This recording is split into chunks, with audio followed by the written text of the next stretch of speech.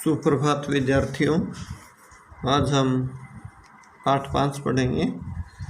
इसमें 4 टॉपिक करेंगे हम अलग अलग। पहला है विलोमार्थी शब्द या विलोम शब्द भी बोलते हैं, विपरीतार्थक शब्द भी बोलते हैं इनको। जो शब्द अर्थ की दृष्टि से एक दूसरे के विरोधी होते हैं या उल्टा अर्थ देते हैं उन्हें विलोम शब्द, विपरीतार्थक शब्द अथवा विलोमार्थी शब्द कहते हैं। जैसे सुंदर, असुंदर, उदय, अस्त। इसमें एक बात का ध्यान रखोगे आप, जैसे उपसर्ग लग गया है, अन उपसर्ग लग गया है, निरुपसर्ग लग गया है, पर लग गया है, तो इसमें नि, अनु, अनु, तो ये उपसर्ग लगकर भी विलोम शब्द बन जाते हैं। इनका ध्यान रखोगे। विलोम शब्द में अगर आपको ना आता हो उत्तर तो ये लगाकर देख सकते हो।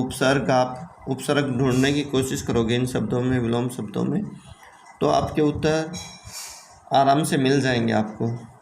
तो ये ट्रिक होती है। जैसे शिक्षित, अशिक्षित, उपसर्ग लग गया, ये हो गया है। लौकिक, अलौकिक हो गया है, उपसर्ग लग गया है। यश, अपयश, अप उपसर्ग लग गया है।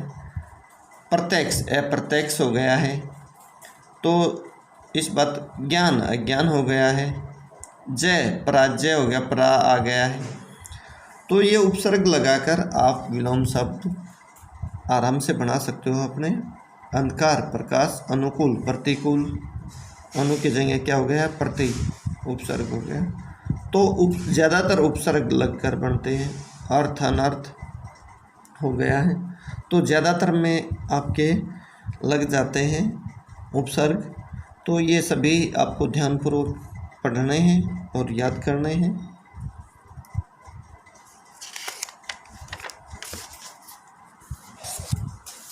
जैसे सत्य, असत्य, दे दिया है। सफलता, असफलता या विफलता, भी लग जाता है। सरस, नीरस, साक्षर, निरक्षर, निर लग गया है। तो ये ध्यानपूर्वक पढ़ने हैं। आगे है अनेकार्थी शब्द। अनेकार्थी शब्द उसे कहते हैं जिसके एक से अधिक अर्थ हो। जैसे कुल का अर्थ है समस्त या सारा, तथा दूसरा अर्थ है वंश। किस कुल में पैदा हुआ भाई, उस कुल में, वंश के लिए भी होता है।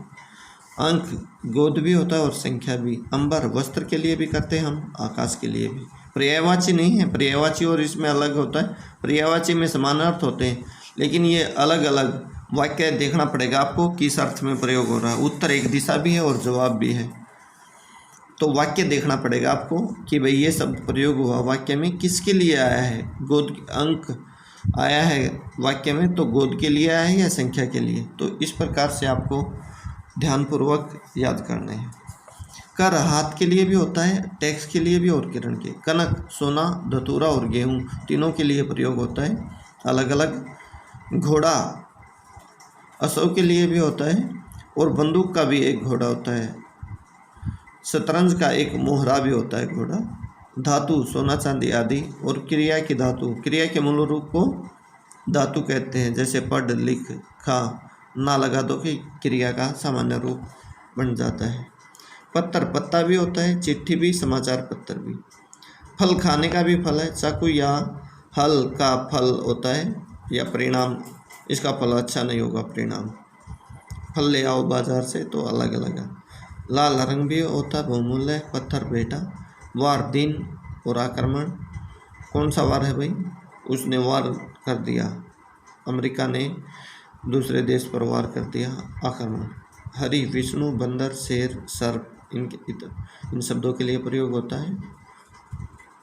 हल, समाधान, खेती में आने वाला हल। हार, गले का हार भी होता है और पराजय। आगे है वाक्यांश के लिए एक शब्द। भाषा में संक्षिप्तता लाने के लिए अनेक शब्दों के स्थान पर एक शब्द का प्रयोग किया जाता है। तो जैसे विज्ञान से संबंध रखने वाला वैज्ञानिक, राजनीति से संबंध रखने वाला राजनीतिक। तो ये भी आपको वाक्यांश के लिए एक शब्द भी सभी पढ़ने हैं ध्यानपूर्वक और याद करने हैं।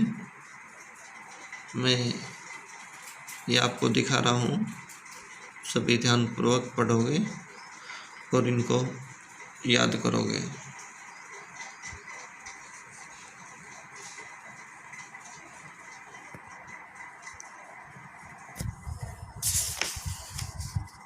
आगे है समरूपी भिन्नार्थक शब्द। रूप समान होता है, लगभग बोलने में और लिखने में एक जैसे दिखाई देते हैं लगभग, लेकिन अर्थ अलग होते हैं।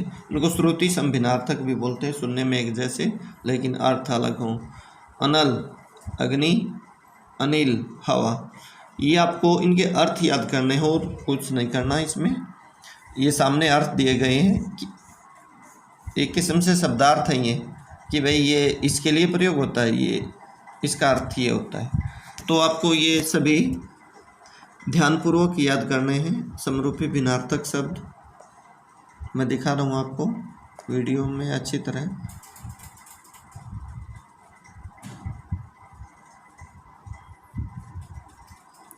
तो ये सभी आप याद करोगे। ये लेसन पूरा हो गया हमारा। कल इसका अभ्यास करना आपको पेंसिल से सुंदर लिखाई में। तो ये हमने 4 टॉपिक किए हैं इससे।